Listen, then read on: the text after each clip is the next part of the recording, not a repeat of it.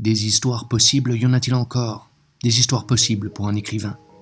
Car s'il renonce à parler de soi, à se raconter, à étaler son moi, s'il ne veut pas céder au romantisme et au lyrisme d'une généralisation de soi à laquelle il répugne, s'il se sent peu enclin à disserter authentiquement de ses propres espérances et de ses renoncements, de ses conquêtes et de ses échecs, si rien ne le pousse à exposer ses propres aventures, bref, s'il préfère vivre sa vie privée et se garder avec courtoisie de toute indiscrétion à son sujet, s'il prétend vouloir travailler à la manière du sculpteur qui pose devant soi le sujet et l'objet, qui œuvre sur sa matière et se comporte en classique, sans avoir à désespérer aussitôt de l'inanité de son effort, oui, dans ce cas-là, écrire devient une chose de plus en plus difficile, de moins en moins justifiable, de moins en moins légitime, de plus en plus absurde. Activité insolite sans raison d'être. Décrocher un bon point, obtenir une bonne note au palmarès de l'histoire littéraire, quel intérêt? Quel est l'homme qui n'a pas obtenu ici ou là une bonne note? Et quelles sont les besognes bâclées qui n'ont pas, ici ou là, connu la récompense d'un prix et la couronne d'une distinction?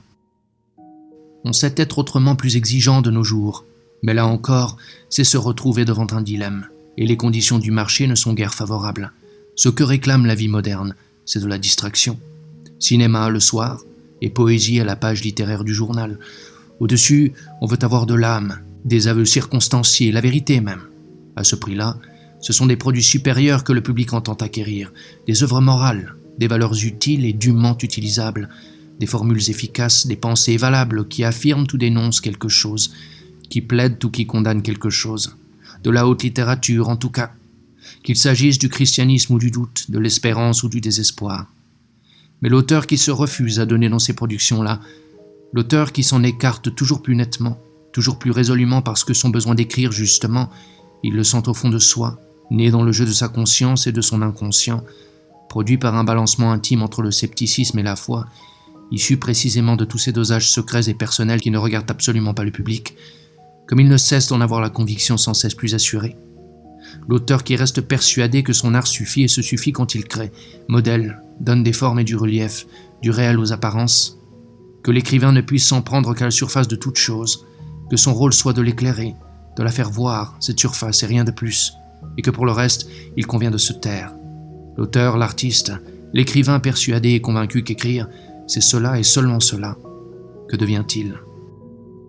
Une fois qu'il se sera fait à cette conviction profonde, dès que son expérience l'aura amené à ce point, il se trouve arrêté net. Perplexe, il aura des questions à se poser, qui le pousseront peu à peu à conclure que décidément il ne reste plus rien à écrire, qu'il n'y a plus à raconter rien du tout. Le monde ne lui offre plus rien sur quoi il puisse exercer son art d'écrivain, et le voilà qui songe sérieusement à tout planter là.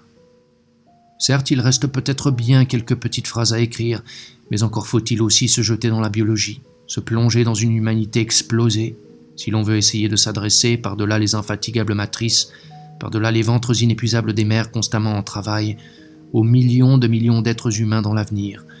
Ou alors il faudra se plonger dans la physique et se perdre dans l'astronomie, pour peu qu'on cherche à se rendre compte, par besoin d'équilibre et par goût d'harmonie, des structures dont nous dépendons, au sein desquelles nous nous balançons. Pour le reste, tout le reste, cela regarde exclusivement la grande presse hebdomadaire illustrée, va pour Match et pour Life, pour Quick et pour Elle.